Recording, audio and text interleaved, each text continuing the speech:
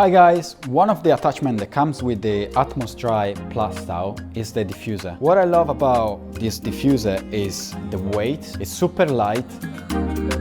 Let's get started. So when it comes to curly hair, it's very important to prep the hair with the right product. I would definitely recommend to use like a mousse to get some of the crunchiness and body into the hair, and then a curl defining cream. The way you should use the diffuser is on medium speed and medium heat.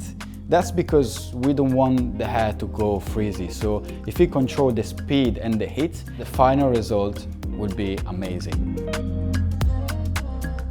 Another trick will be turning your model or clients upside down. Go in with the diffuser, scrunch the root with your fingers, and then dry the hair slowly.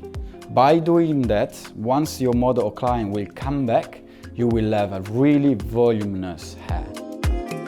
And this is the final result after I've been using the diffuser from the Atmos Dry Plus style. As you can see, we got a lot of body around this area, as well as a lot of definitions.